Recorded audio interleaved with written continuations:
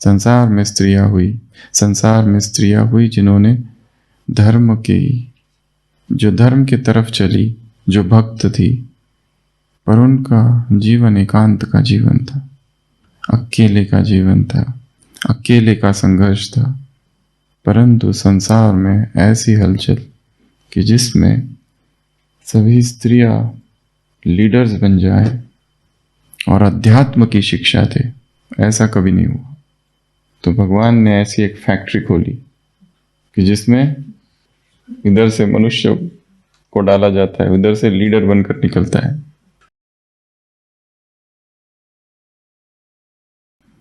ये काम केवल भगवान ही कर सकता है। तो आज से अगले 14 दिन तक 67, तो आज से अगले 14 दिन आदिदेव के जीवन के संस्मरणों की हम चर्चा करेंगे। ऐसे 100 संस्मरण, तो एक एक दिन 7-7 और अंतिम दिन 9। असंख्य आत्माएं बाबा के संपर्क में आई और असंख्य आत्माओं के असंख्य अनुभव है। सारे अनुभवों की चर्चा तो नहीं की जा सकती, पर कुछ कुछ ऐसे अविस्मरणीय अनुभव, कुछ कुछ ऐसे इवेंट्स, कुछ कुछ ऐसी स्टोरीज, तो ऐसी 100 स्टोरीज। और जब भी स्टोरी सुनते हैं तो नीचे क्या होता है? Moral of the story. उस स्टोरी से हमने क्या सीखा। तो अगले 14 दिन 18 जनवरी 69 तक की घटी हुई स्टोरीज, 14 दिन के बाद 70 में प्रवेश करेंगे। 14 दिन में और एक दूसरा काम भी करना है। जो काम पहले कहा था 100 दिन करना है, फिर कहा था 14 दिन, जिनका नहीं हुआ वो 45 डेज। क्योंकि आज का दिन बड़ा महत्वपूर्ण दिन है, क्योंकि आज के दिन की सारी मुरली किस पर है? पवित्रता। तो आज पवित्रता का दिवस है, पवित्रता की प्रतिज्ञा पुनः करने का दिन है, पवित्रता का पर्व आया। तो जिन्होंने 100 दिन नहीं किया, उन्होंने सोचा 45 डेज करेंगे, वो भी नहीं हुआ, पर कम से कम ये 14 दिन करेंगे। क्या लिक्विडेरियन डाइट यात्रा है, तोड़ के देखने की आवश्यकता ही नहीं है, अपने आप ही टूटता है। तो आज हम ऐसी 7 घटनाओं की चर्चा करेंगे, या 7 स्टोरीज। हर दिन 7-7 स्टोरीज, ऐसी 100 घटनाएं। ब्रह्मा का जीवन है 100 दिन का, तो ऐसी ब्रह्मा के जीवन की 100 अविस्मरणीय घटनाएं। ऐसे तो असंख्य है और अधिकतर हम सब जानते भी है। फिर भी जो स्टोरीज यहाँ सुनाई जाएगी, उनके साथ 3 काम करने हैं। पहला, उनको अपनी आंखों के सामने घटित होते हुए देखना है। जैसे मूवी होती है ना, देखते हैं उसमें, वैसे यहाँ जैसे जैसे सुनाते जाएंगे, मन में वो चित्र बनाते जाना है। दूसरा, ब्रह्मा के साथ जिस आत्मा का हम अनुभव सुनाएंगे, वो सोचना वो आत्मा नहीं, वो मैं ही हूं। क्या सोचना? उसको हटा दो और वो मैं हूं। Replacement, role replacement. और तीसरा, जो घटना सुनाई जाएगी या बताई जाएगी, ये सोचो कि मुझे इससे क्या सीखना है और कैसे इसको अपने जीवन में लाना है। ये सारे आदि रतन, ये सारे यज्ञ के सेवा रतन, ये सारे बड़ी बहनें कैसे इतने निश्चय बुद्धि हो गए, कैसे इनके जीवन में कोई एक इवेंट ने पूरा जीवन को बदल दिया। ऐसी वो कौन सी घटना थी? ऐसी हम पढ़ते हैं तो लगता है बहुत छोटी सी घटना है, पर उनके लिए उस समय वो बहुत बड़ी घटना थी, क्योंकि जीवन का निर्णय उन्होंने उस घटना के आधार पर ले लिया। जैसे कल भी सुनाया था, ब्रह्मा की अपनी एक तपस्या थी। जैसे उपनिषदों में है 2 पक्षियों की कहानी, एक पक्षी नीचे, एक पक्षी ऊपर है। नीचे का पक्षी ऊपर के पक्षी को देखता है, बहुत खुश होता है, फिर यहाँ का एक फल खाता है, खट्टा फल, दुखी होता है, फिर ऊपर के पक्षी को देखता है, पक्षी वैसा के वैसा है ऊपर का, फिर मीठा वाला फल खाता है, बहुत खुशी होती है, तब भी अब ऊपर वाले पक्षी को देखता है, पर ऊपर वाला पक्षी एज इट इज, ऊपर वाले पक्षी को कोई फर्क ही नहीं पड़ रहा है, नीचे का पक्षी ऊपर ऊपर उड़ते जाता है, ऊपर ऊपर उड़ते जाता है, कभी कच्चा कभी पक्का, कभी खट्टा कभी मीठा फल खाते खाते ऊपर जाता है। और ऊपर जाते जाते जाते एक अवस्था आती है कि उसको लगता है ये और ये मैं तो एक ही हूं, ये मेरा ही प्रतिबिंब था जो नीचे था, और ये मेरी संपूर्ण अवस्था थी। तत्वमसि, thou art that, तुम वही हो। वैसे ब्रह्मा की भी यात्रा है। यदि ये शिव बाबा लिया जाए और ये ब्रह्मा की आत्मा ली जाए तो दोनों ऊपर, ब्रह्मा की आत्मा नीचे से ऊपर ऊपर ऊपर ऊपर होते होते एक दिन आता है कि ये दोनों क्या हो जाते, जैसे कि एक ही। भारत में जब इंदिरा गांधी का शासन आया था तब उसके लिए कहा जाता था Indira is India and India is Indira. उसी तरह Brahma Baba is Shiv Baba and Shiv Baba is Brahma. ये अवस्था जैसे दोनों क्या हो गए, एक ही हो गए। आत्मा परमात्मा जहां एक हो गए जैसे, वैसे कभी होते नहीं है, परंतु प्यूरिटी की स्टेज इतनी ऊंची उठ गई, इतनी ऊंची उठ गई, इतनी ऊंची उठ गई कि दोनों एक ही हो गए। इसलिए आज की मुरली में 5वां पॉइंट प्यूरिटी का। प्यूरिटी अर्थात केवल ब्रह्मचर्य नहीं है, प्यूरिटी अर्थात ब्रह्माचारी, प्यूरिटी अर्थात चमक है वो ब्राह्मण जीवन की, प्यूरिटी अर्थात फाउंडेशन है वो किसका, अतीन्द्रिय सुख का, स्वीट साइलेंस का। प्यूरिटी अर्थात रूहानियत का फाउंडेशन। नैन कैसे हो जाएंगे निर्मल। अगर प्यूरिटी नंबरवार है तो अनुभूतियां नंबरवार होगी, प्राप्तियां नंबरवार होगी, परंतु प्यूरिटी नंबर 1 है तो अनुभूतियां, प्राप्तियां, सब कुछ नंबर 1 होगा। प्यूरिटी आधार है इस ब्राह्मण जीवन का। तो कौन कौन सी 3 बातें याद रखेंगे सारी स्टोरीज में? 100 स्टोरीज सुनाएंगे। पहला, देखना है, उस कालखंड में प्रवेश करके देखना है कि ये मेरे सामने हो रही है। दूसरा, मेरे ही साथ हो रही है। और तीसरा, उससे शिक्षा क्या ली जाए। तो सबसे पहली घटना से चालू करते हैं। ब्रिजमोहन भाई जी ने अपने अनुभव में सुनाया है कि दोपहर के समय बाबा चौपड़ खेलते थे। चौपड़ अर्थात चौरस, वो लूडो जैसा गेम होता है ना एक, चौसर। सुंदरी और मुंदरी पता है क्या? एक राजा था, वो बहुत छल कपट करता था। तो वो जब चौसर का खेल खेलता था, उसके पास 2 चूहे थे। एक चूहे का नाम था सुंदरी, चूही, और एक का नाम था मुंदरी। तो जब भी वो चौसर खेलता था, वो सामने का जो होता था उसको अलग अलग बातों में उलझा के रखता था, यहाँ वहाँ की कहानियाँ, स्टोरीज सुनाता था। और जब सामने वाले का बुद्धि बहक जाती थी, ध्यान, वो एकदम से बोल देता था सुंदरी मुंदरी। तो वो जो 2 चूहे थे वो आके गोटियों को पलट देती थी और जीत उसकी हो जाती थी, सुंदरी मुंदरी। तो ऐसा ये चौपट का खेल बाबा खेलते थे। तो ब्रिजमोहन भाई जी सुनाते हैं कि एक बार जैसे भोजन हो गया तो हम अपने कमरों के दरवाजे पर खड़ा हो गया, हमारा ग्रुप, जिसमें नारायण दादा भी थे और वो आते थे मुंबई से बीच बीच में। तो हम इंतज़ार ही कर रहे थे कि कब बाबा हमको बुलाए कि आओ खेलेंगे। तो बाबा ने बुलाया नहीं। तो हमने लच्छू दादी से कहा क्या आज चौपड़ नहीं खेलना है, तो बाबा से पूछो। तो वो पूछने गई और बाबा ने कहा ठीक है बुला लो उनको। और बाबा खेलने लगे चौपड़ और पहली बार हार गए। उनको आश्चर्य लगा, बाबा कभी हारते नहीं, आज कैसे के हार गए।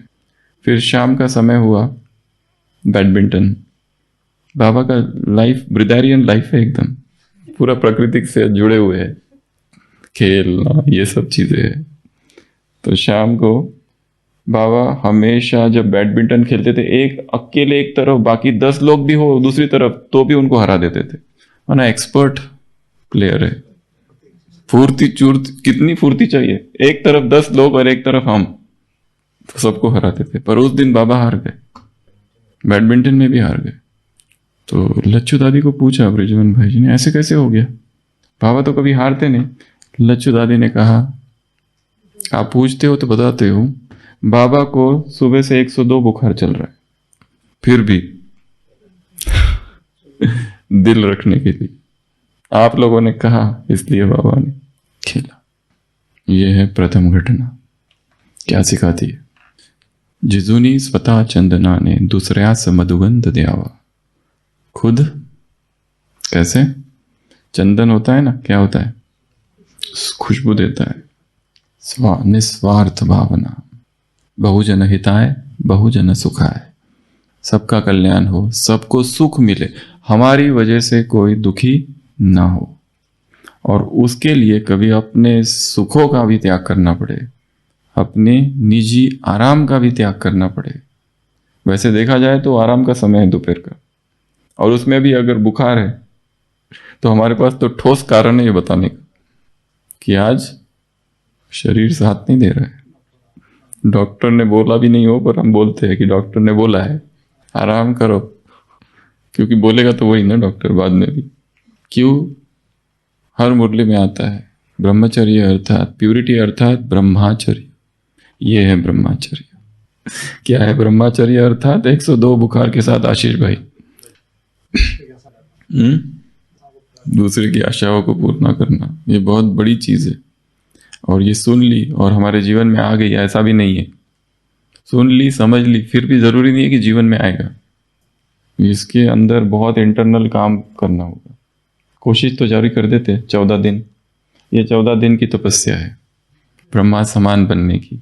ये 14 दिन की तपस्या है कि जिसमें हम अपने भीतर परिवर्तन लाए। आचरण में परिवर्तन लाना, ये तो परिधि पर काम करना है। मैनर्स, इटिकेट्स, कर्म, काम कहाँ करना है? भीतर, इस बिंदु पर, इस बीइंग में काम करना है, आत्मा के अंदर श्रेष्ठ भावनाएं जगाना, तो उसका सहज परिणाम कर्म होगा। ये पहला चैप्टर। दूसरा, सरला दीदी जी का एक अनुभव है कि वो कहते हैं कि जब हम लोग पहली बार मधुबन आए तो यज्ञ उस समय, मधुबन उस समय कोटा हाउस था। मधुबन ही कहते थे। ब्रिज कोटी भी मधुबन है, कोटा हाउस भी मधुबन है, और पांडव भवन भी मधुबन है। तभी से मधुबन शब्द आ गया था। तो हम कोटा हाउस में बाबा से मिलने आए, तो छोटी कन्याएं थी वो और उनकी बहन और नानी और ब्रिजेंद्र दादी टीचर। ब्रिजेंद्र दादी आ रही थी तो उनको भी लेके आए। मुंबई में रहते थे ये लोग। तो दादी, वो लोग कलर्ड फ्रॉक और 2 चोटियां। तो दादी ने कहा था देवता है जो होती ना, देविया होती ना, 2 चोटियां नहीं पहनती 1 चोटी पहनती। तो सरला दीदी लिखती है कि हम बाबा किसी को बिना बताए मार्केट चले गए पेस्ट खरीदने, और इधर बाबा ने पूछा ब्रिजेंद्र दादी से, बच्चियां कहाँ चली गई? दादी ने कहा पता नहीं कहाँ गई। सबसे पूछा, किसी को ही नहीं पता, क्योंकि बिना पूछे चली गई। और जब वापस आई सरला दीदी तो सब लोग पूछने लगे कहाँ गई थी, कहाँ गई थी, कहाँ गई थी, कहाँ गई थी। दीदी कहती है कि तब से हमने एकदम कान पकड़ लिया कि जब भी कहीं जाएंगे तो बता के जाएंगे। और बाबा ने एक बात कही, देखो बच्ची, स्कूल में स्टूडेंट को यदि पानी भी पीने जाना होता है तो क्या कहता है? सर मैं पानी पीने जाऊं, मे आई गो टू ड्रिंक वाटर? और दीदी ने कहा ये एक छोटी सी बात थी, छोटी सी घटना थी, पर इसने बहुत गहरा असर कर दिया इस बात के लिए कि हम कुछ भी चीज बिना श्रीमत के नहीं करेंगे। और पूरा जीवन इतना स्ट्रिक्ट हो गया इस छोटी सी घटना से। अब सोचो, वो नहीं थे, हम थे वहां, और हमारे साथ ऐसी घटना हो गई। किसी और के साथ हुई तो हमको लगता है बहुत छोटी हुई, पर हमारे साथ अगर हो जाए तो, और हमारे मन में छोटी उम्र में इतना ये संकल्प आ गया कि आज के बाद कितने सारे बातों से बचा लिया इस छोटी सी एक धारणा ने। नहीं तो जीवन में हजारों बातें होती है। आज जो संसार भटक रहा है, ब्राह्मण परिवार में भी कितने लोग भटक रहे, क्यों? ये एक ही तो बात है, मन मर्जी, मन मौजी, विम्सिकल। लास्ट संडे की मुरली में शब्द था विम्सिकल। ये एक छोटी सी धारणा, एक छोटी सी बात। ये दूसरी घटना। तीसरी घटना, फिर से आते हैं ब्रिजमोहन भाई जी के पास। तो ब्रिजमोहन भाई जी ने एक बार सोचा और बाबा से पूछा, बाबा सेवाएं बहुत है, कार खरीद लूं क्या? एक आने जाना में आसानी होगी। उस समय बड़ी बात थी कार खरीदना, अभी साधारण बात हो गई है, अभी तो सबके पास है लगभग। तो कार तो खरीद ली, और फिर चंडीगढ़ में प्रदर्शनी थी, और कार पार्क की और अंदर प्रदर्शनी में गए। पर जैसे प्रदर्शनी में गए अंदर, एक ही संकल्प, कार कार कार, कार को देख के आऊं। हर 15-15 मिनट में एक ही विचार आ रहा है, कार को देख के आऊं। कहीं छोटे बच्चे कार को खरोच तो नहीं लगा रहे? कार क्या खरीद ली, बंधन ही खड़ा हो गया। दिन रात तो वहां जितना समय थे, बुद्धि में बस कार ही कार गूंज रही थी, कार कार कार। तो 1 साल तक चला ही। फिर बाबा को पूछा, बाबा ये मेरे लिए बंधन हो गया है, मैं कार बेच रहा हूं। बाबा ने कहा अच्छा है, कार बेच दो, सतयुग में तुमको विमान मिलेगा। स्टोरी समाप्त। मॉरल ऑफ द स्टोरी, आज सुबह की अव्यक्त मुरली। साधना अर्थात शक्तिशाली याद। आज सुबह की अव्यक्त मुरली, साधना अर्थात शक्तिशाली याद। तुम्हारा शरीर, तुम्हारी मन, तुम्हारी बुद्धि और तुम्हारा दिल एक साथ में बाप के साथ बैठ जाए, लग जाए, ये है साधना। परंतु साधना डाइल्यूट किससे हो जाती है? जब साधना का आधार साधनों को बनाया जाता है। तो साधनों में कोई बुराई नहीं है, परंतु वो हमारी साधना का आधार ना हो, चाहे वो साइंस के साधन हो या साइलेंस के साधन हो, कोई भी साधन। यहां कार की बात ही नहीं है, यह बात है बुद्धि में कार का चिंतन। यहां कार से जो योग लग गया, कार मना भव जो हो गया, यहां बचत करेंगे तो मोहरे जमा हो जाएंगे तुम्हारे। तो कोई भी वस्तु, कोई भी स्थान और कोई भी व्यक्ति यदि बंधन उत्पन्न कर रहा है तो अपवित्रता है। कोई भी व्यक्ति कितना भी अच्छा हो, कैसा भी हो, गुणवान हो एकदम, क्योंकि आकर्षण गुणवानों की तरफ ही होता है। अपोजिट्स में आकर्षण है। स्त्रियों का आकर्षण पुरुषों में होता है, पुरुषों का स्त्रियों में। जो गरीब होता है उसका आकर्षण अमीरों में होता है, अमीरों का आकर्षण गरीबों में होता है। क्यों? गरीब, अमीर इतना पैसा है, परंतु आकर्षण किस में है? गरीबों में। अमीर लड़के, अमीर लड़कियां किसके प्यार में पड़ती है? गरीब के। क्यों? क्योंकि यहां बंधन है। पिताजी कहते कहां गई थी, इतने बजे आ जाना। जेल है जैसे, इतना बड़ा घर है, परंतु क्या है वो? जेल। और अचानक उसको मिल जाता है फिर कोई गरीब, एकदम आकर्षण हो जाता है। एकदम निश्चिंत रहते हैं, उनको कोई चिंता नहीं रहती है, कोई देखने वाला नहीं रहता है, कोई टाइम नहीं है, कोई पिता नहीं है हिटलर जैसा, थोड़ा सा लेट आए तो कहाँ गई थी। तो ये जो है आकर्षण किस में होता है? अपोजिट्स में। तो साधनों में बुराई नहीं है, परंतु साधन क्या हो? बंधन का कारण ना बन जाए। साधना निरंतर चालू रहे। शक्तिशाली याद अर्थात साधना, एक रस याद अर्थात साधना, ये है साधना। तो एक छोटी सी कार थी, पर क्या बन गई वो कार भी? बंधन। चिंतन चलने लगा कार का। एक भाई ने इतना, बहुत शुरुआत में एक मोबाइल खरीदा था, उस समय जब नए नए मोबाइल, बहुत महंगा मोबाइल खरीदा था। वो कहता था जब भी चलता हूं ऐसे हाथ रख के चलता हूं कहीं गिर ना जाए। मोबाइल क्या खरीद लिया, सारी बुद्धि मोबाइल में। तो कोई भी चीज, वस्तु, व्यक्ति बंधन ना बने। अगर बंध रहा है तो उसे क्या करो? Delete, reject, spam, block, unfriend, unsubscribe, दान, हटा दो, मिटा दो। ये एक घटनाओं को देखते जाना है आंखों के सामने, और सोचना ये किसके साथ हुई है? मेरे साथ। अपनी कार देखी। नेक्स्ट घटना वापस सरला दीदी के जीवन। जब पहली बार आए, उनकी नानी के साथ आए मुंबई से, और वो 2 कन्याएं, 2 बहनें, और बाबा से पहली बार मिले कोटा हाउस में। बड़ा हॉल था, मम्मा बाबा बैठे हुए थे संदली पर, जैसे राज दरबार लगा हुआ है, उसी को मधुबन कहते थे। और बाबा के सामने बैठे तो बाबा ने आते ही कहा था, ये बड़ी सात्विक कन्याएं हैं। और सरला दीदी, छोटी उम्र है अभी, को देखते ही कहा, इस बच्ची के द्वारा पूरे गुजरात का उद्धार होगा। वो आए कहां से? मुंबई से, गुजरात से नहीं आए। क्या कहा? इस बच्ची के द्वारा पूरे गुजरात का उद्धार होगा। और दीदी सुनाती है कि हमने फिर बाद में ये भी सुना कि बाबा जब कराची में थे तब ये कहते थे कि गुजरात के भावुक भक्त मुझे पुकार रहे हैं। और बाबा ने ये भी कहा कि अगर अहमदाबाद में सेंटर खुलता है, अभी कुछ भी नहीं खुला है, ये बातें कब की चालू है? 54, 55, 56, 58 कोटा हाउस, तो बाबा आपको वहां भेजेगा। पारखी दृष्टि, विजनरी। दृष्टि कैसी है? आत्माओं को परख लेती है। ये ब्रह्मा की विशेषता है।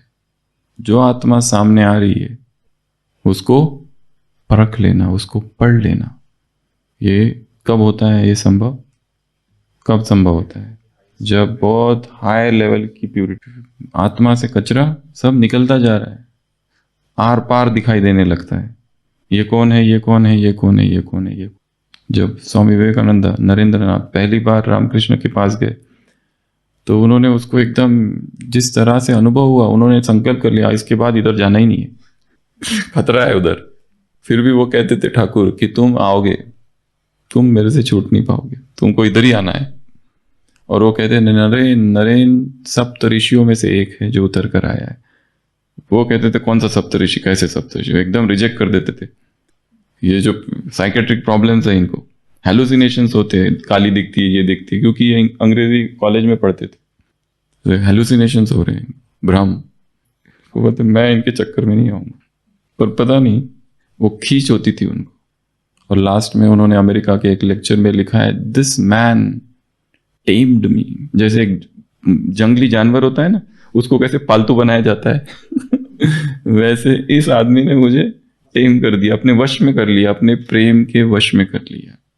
क्योंकि मैंने देखा कि इसमें जो प्यार है, इतना निस्वार्थ प्यार है मेरे प्रति, जो मेरे माँ बाप लौकिक में भी नहीं करते थे, वो ये करता है मुझसे, इतना अपनापन। तो आत्मा में वो शक्ति आ जाती है। कौन सी? परख लेती है। क्योंकि हम सबसे ज्यादा धोखा कब खाते हैं? आत्माओं को न परख कर। बाद में पता चलता है ये निकला, सोचा क्या था और हुआ क्या।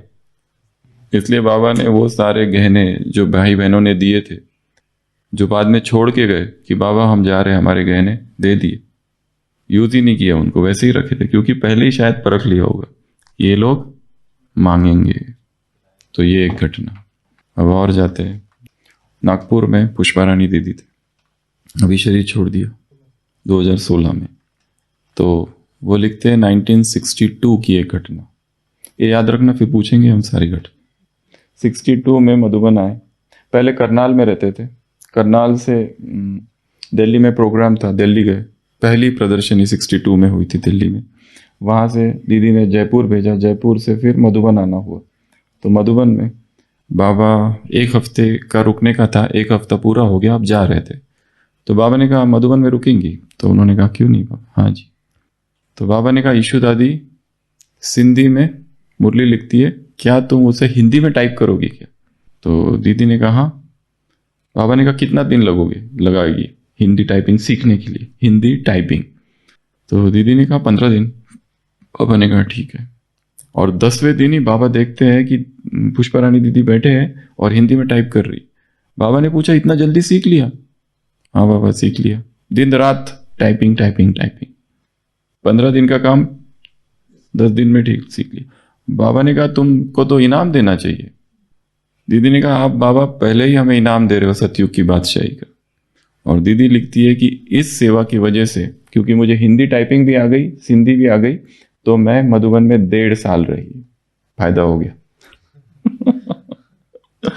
बाबा के अंग संग रहने का, आज्ञाकारी दीदी की तरफ से। और टीचर जो है वो देखो कैसा है, जो काम किसी ने पहले किया ही नहीं है उसको कह दिया कि ये करोगी, शायद उसमें वो योग्यता देख ली कि ये कर सकती है, और उसने किया भी। नहीं तो टाइपिंग लोग जीवन गुजर जाता है, पर अगर संकल्प ना हो तो नहीं सीख सकते सीखने के लिए क्या चाहिए? संकल्प चाहिए। 100 दिन भी गुजर गए, 45 डेज भी गुजर गए, अभी 14 डेज है संकल्प के लिए। तो ये एक घटना। दूसरी घटना अगली 6वीं पुष्पा रानी दीदी के जीवन की।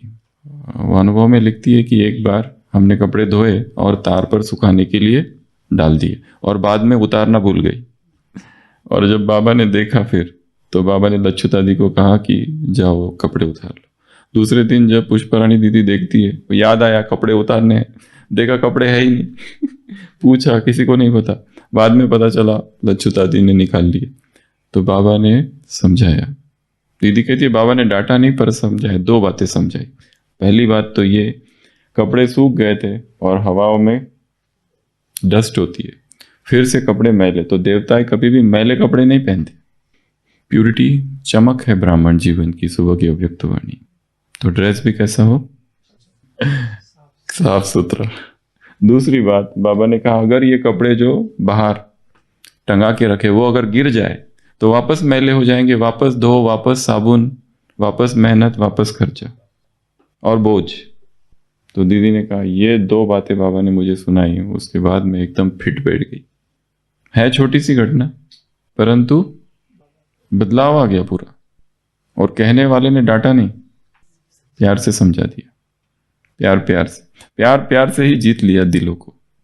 प्यार बहुत बड़ी एक शक्ति है। षड्यंत्र प्रेम का, प्रेम के पास है सुंदरी मुंदरी, प्रेम पाश, प्रेम का जादू, हनी ट्रैप, प्रेम का ट्रैप। छोटी सी घटना है परंतु सिखाती बहुत। नेक्स्ट, ब्रिजमोहन भाई जी के जीवन में एक और घटना है। ब्रिजमोहन भाई ने लिखा है कि हमारे पिताजी ने शरीर छोड़ा, उनके 30 ड्रेस थे और वो मैंने जब पहने तो मुझे एकदम फिट हो गए, मैं तो खुश हो गया पिताजी के ड्रेस। और बाबा से मिलने जब मधुबन में आया तो बाबा से भी कहा, बाबा कोई विदेशी आते थे तो अपने ड्रेस दे के जाते थे, तो बाबा उनको रखते थे और जिसको जरूरत हो तब दे देते थे। तो ब्रिजमोहन भाई भी कहने लगे कि बाबा देखो मेरे लौकिक पिता ने मुझे ये जो ड्रेस है ना एकदम फिट मुझे बैठता है, मैंने दान नहीं किया इसका, खुद पहन के सफल कर रहा हूँ। तो बाबा ने कहा देखो बच्चे, लौकिक पिता का पहनोगे तो लौकिक पिता याद आएगा और अलौकिक बाप का पहनोगे तो अलौकिक बाप याद आएगा। तो ब्रिजमोहन भाई जी लिखते हैं कि मैंने फिर वो बाबा ने जो ड्रेस दिया वो ले लिया। और फिर बाबा ने तो यहां तक भी कहा था कि जो भी तुमको गिफ्ट मिलता है उसको यज्ञ में समर्पित कर दो। इसलिए अगली बार जब मैं आया तो मेरे पिताजी के ड्रेस लेके आया और यहां पर बांट दिए। पर उसके अगली बार जब आया तब देखा धोबी घाट में एक व्यक्ति जो कपड़ा पहना हुआ है वो मेरे पिताजी का, एकदम संकल्प आया ये मेरे पिताजी का शर्ट है। ये मेरे पिताजी का है। तब उनको स्ट्राइक हुआ कितनी गहरी ये सारा जाल है कि किसी और ने पहना है तो तुरंत पहला ख्याल आता है ये मेरे पिताजी का है। एकदम से पहचान लिया शर्ट को। तो जो भी मिले ये समझना है क्या, ये मुझे यज्ञ से मिल रहा है, यज्ञ का दिया हुआ है। जो लोग गृहस्थी में रहते हैं वो भी यही समझे कि हमारी पालना कहाँ से हो रही है, यज्ञ से हो रही है। और दूसरा, जो भी मिल जाए उसको क्या होगा, करो, बांट दो। बजाय इसके कि अगर कुछ ठीक है जरूरी है व्यक्तिगत रूप में यूज करने की, अदरवाइज दे दो। चीजें आती रहती है, चीजें जाती रहती है, एक आएगी 10 जाएगी। अगर पकड़ के रखेंगे तो आना बंद हो जाएगा। इसलिए क्या करना है, चीजें आती है और जाने दो। कितनी घटना हुई होगी, 7। तो सबसे पहली सुनाई चौसर। तो क्या करना है, उससे क्या सीखेंगे, सहयोग देना। चाहे अपनी, कल भी सुनाया था, लिंकन के जीवन में वो खुद दुखी है अंदर से, उसकी व्यक्तिगत समस्या है, परंतु उसका जो कर्तव्य एज ए प्रेसिडेंट वो निभा रहा है। और यहां पर भी बीमार है, पर बीमारी का कोई प्रदर्शन नहीं, बीमारी का कोई दिखावा नहीं कि मुझे ये है, मुझे वो है। और दूसरों को स्नेह देने के लिए, सहयोग देने के लिए, खुश करने के लिए, हाँ, वो उसमें एक एडिशनल पुण्य जमा हो जाता है उस समय। हमने देखा है, वैसे हम कभी बहुत कम बीमार पड़े, परंतु अगर कभी हो भी गया ऐसा कि कुछ ठीक नहीं लग रहा है, ऐसा लगता है कि थोड़ा रेस्ट करूं, पर फिर मैं ये सोचता हूं कि वहां ओपीडी में 50 लोग हैं, वो मेरे से कई गुना अधिक दुखी है। मुझे तो यहाँ दर्द हो रहा है, यहाँ गिर गया है, यहाँ बीच में फ्रैक्चर हो गया था एक, ठीक है। ये फ्रैक्चर, पर उनका दर्द मेरे से बहुत ज्यादा है। ये तो मैं पट्टी पहन के कुछ कर सकता हूँ, इसको लिख तो सकता हूँ, नहीं भी लिखूं तो किसी को बिठा सकता हूँ, उसको कहता हूँ लिखो। क्योंकि हम हमारे दुखों से संसार बहुत ज्यादा दुखी है। हमारे तो दुख कुछ है ही नहीं दुनिया के सामने, आई पैसे के दुख। तो ये फर्स्ट। सेकंड, चल्ला दीदी, कौन सी घटना, बिना परमिशन के, बिना पूछे, बिना श्रीमत के कुछ भी करो तो उसमें फिर गड़बड़ है, फिर हिम्मत बढ़ जाती है श्रीमत तोड़ने की। एक श्रीमत तोड़ी तो दूसरी, तीसरी, चौथी, और फिर धीरे धीरे ब्राह्मण परिवार से बाहर, अपने आप सेल्फ एक्साइल्ड, अपने आप और अवज्ञाओं के सूक्ष्म बोझ। तीसरा, कार कार भी खरीदना नहीं, झंझट ही खत्म। कार अर्थात व्हाइट एलिफेंट, सफेद हाथी पालने जैसा है। चलो, पर है, खरीदने ना खरीदने की बात नहीं, मन की बात है। किसी के पास हजारों कार हो सकती है फिर भी अनासक्त, किसी के पास एक भी नहीं है फिर भी बुद्धि कार में, ये भी संभव है। तो ये सब मेंटल गेम है। स्थिति ऊंची करो और साधन कितना भी यूज करो, कोई बंधन नहीं डालेगा। तो बुद्धि में व्यक्ति, वस्तु, स्थान घूमे नहीं। अगली घटना, गुजरात के उद्धार, कितना परख लिया छोटी सी कन्या को कि इसके द्वारा पूरे गुजरात का कल्याण, उद्धार होने वाला है। परख शक्ति तेज। अगली घटना, 10 दिन में टाइपिंग सीख लिया। कब, कौन, कैसे हो सकता है? क्योंकि कल भी सुनाया था, लक्ष्य के लिए क्या चाहिए? डेडलाइन सेट करो कि ये कार्य मुझे, ऐसा नहीं 1 साल में करता हूं देखता हूं, नहीं, अर्जेंट इमरजेंसी सिचुएशन क्रिएट करो। ये मुझे कितना देर में पढ़ना है? जैसे आज की मुरली है, 12 बजे के अंदर आज की मुरली कम से कम मेरी 3 बार पढ़ के होना चाहिए। एकदम अर्जेंट सिचुएशन क्रिएट हो गई है अब तो। अर्जेंट भाई, ब्रह्मा कुमारिया तार ले लो, अर्जेंट अर्जेंट सिचुएशन क्रिएट कर ली। अभी जब ऐसी सिचुएशन है तो मैं जो भी करूंगा 12 बजे के अंदर, अब बुद्धि में मुझे वो एक ही चीज है कि ये मुझे पढ़ना है, पढ़ना है, पढ़ना है, पढ़ना है। थोड़ा टाइम मिलेगा तो मैं खोलूंगा, मोबाइल खोलूंगा, देखूंगा, पढ़ूंगा, कुछ तो करूंगा, छोड़ नहीं दूंगा उसको, करूंगा। क्योंकि मेरे पास हमने तार है, 12 बजे से 1 मिनट भी ज्यादा नहीं जाना चाहिए।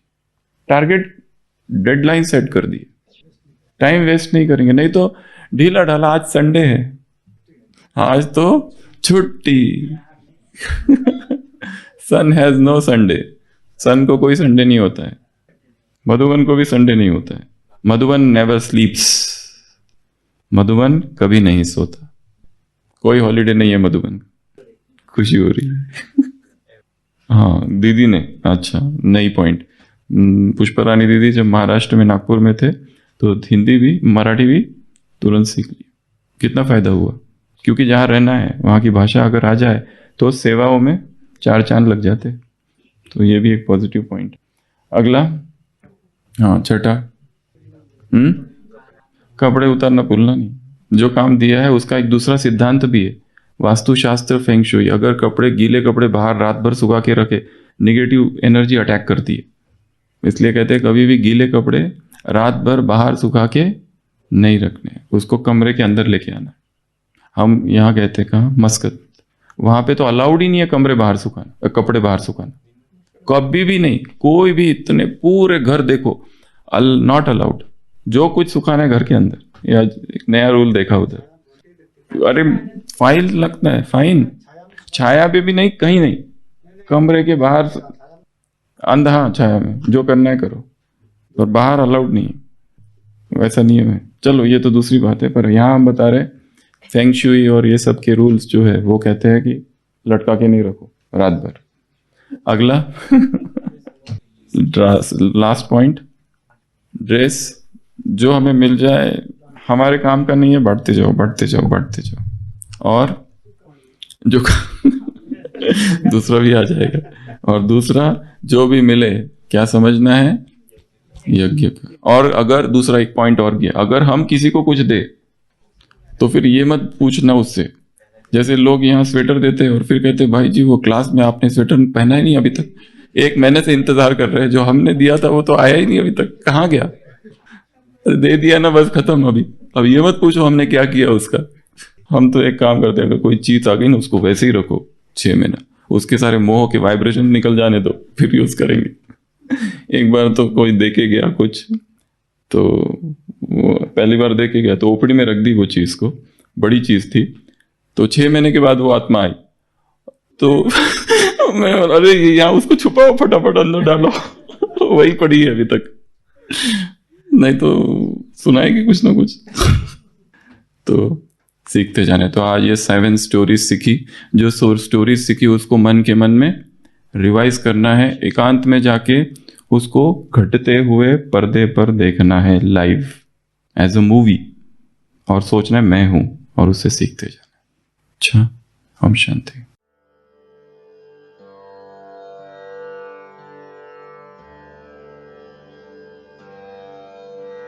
क्रांति का यह पर्व आया ज्ञान का संदेश लेकर, ज्ञान का संदेश लेकर। क्रांति का यह पर्व आया ज्ञान का संदेश लेकर, ज्ञान का संदेश लेकर। यज्ञ के ही मंत्र से विश्व को गौरव मिलेगा, दिव्य पावन मंत्र से ही सुप्त मन सरसिज खिलेगा। सब चले मिल शक्ति बनकर, सब चले मिल शक्ति बनकर, शांति का संदेश लेकर, शांति का संदेश लेकर। क्रांति का यह पर्व आया ज्ञान का संदेश लेकर, ज्ञान का संदेश लेकर। धर्म के प्रहरी बने हम, मान संस्कृति का करें हम, ज्ञान की पावन ऋचा से योग का मंदिर रचे हम। अग्निपथ पर बढ़ चले हम, अग्निपथ पर बढ़ चले हम, मुक्ति का संदेश लेकर, मुक्ति का संदेश लेकर। क्रांति का यह पर्व आया ज्ञान का संदेश लेकर, ज्ञान का संदेश लेकर।